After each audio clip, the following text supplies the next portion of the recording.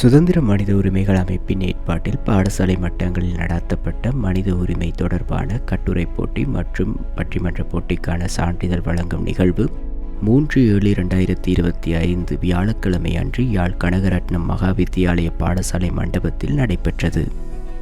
இயற்கை வளம் பேண வேண்டும் என்ற எண்ணக்கருவில் பாடசாலை வளாகத்தில் மரக்கன்றுகள் நடப்பட்டன.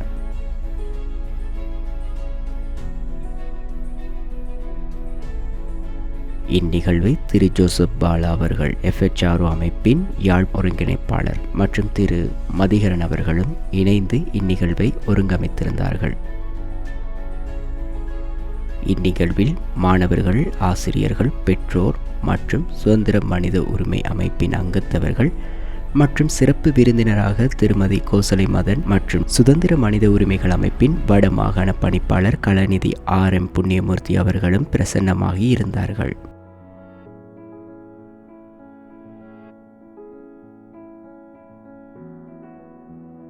இந்நிகழ்வில் நடத்தப்பட்ட மனித உரிமை பேணப்படுகின்றதா இல்லையா என்று பாடசாலை மாணவர்கள் மத்தியில் நடத்தப்பட்ட பட்டிமன்றம் நிகழ்வு பல மாணவர்கள் மத்தியில் மனித உரிமை குறித்து விழிப்புணர்வை ஏற்படுத்தியது.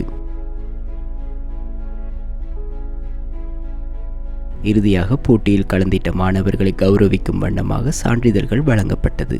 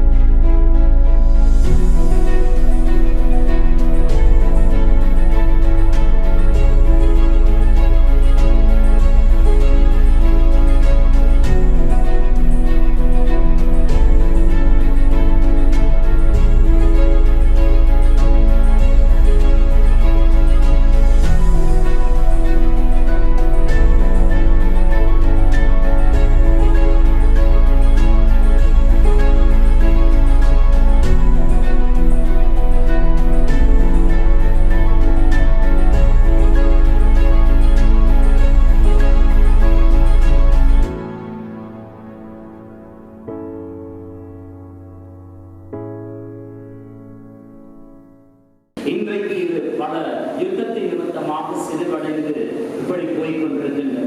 ஆகவே நாங்கள் நினைக்கிறோம் இந்த கல்வித்துறையை மனித உரிமை மூலமாக, சுயாதீன மனித உரிமை அமைப்பு மூலமாக இந்த வடமாகாணத்தில் இழந்த கல்வியை மறுபடியும் கட்டி எழுப்ப வேண்டும். இன்றைய காலத்தில் நாங்கள் பார்க்கும் பொழுது வடமாகாணத்தில் இந்த பாடசாலைக்குள் மது, போதை வஸ்துக்கள் இப்படி போன்ற காரியங்கள் இங்கே இடம்பெற்றுக் கொண்டிருக்கின்றன. பல பாடசாலைகளில் இருந்து பல அதிபர்கள், ஆசிரியர் மூலமாக இதை கேட்கும் பொழுது மிகவும் கவலையாக, வேதனையாக இருந்தது. ஆகவே நாங்கள் பல பாடசாலைகளில் இப்படியாக சென்று நாங்கள் பல கூட்டங்களை நாங்கள் வைத்திருக்கின்றோம், விழிப்புணர்வு கூட்டங்களை நாங்கள் வைத்திருக்கின்றோம். ஆகவே நாங்கள் தீர்மானிக்கும் பாடசாலைகளூடாக நாங்கள் பாடசாலையில் இருக்கின்ற குறைகளை மனித உரிமை சார்பாக நாங்கள் எப்படி அதை செயல்படுத்த முடியும் என்பதை நினைத்து நாங்கள் பல திட்டங்களை இனிவரும் காலங்களிலே நடத்த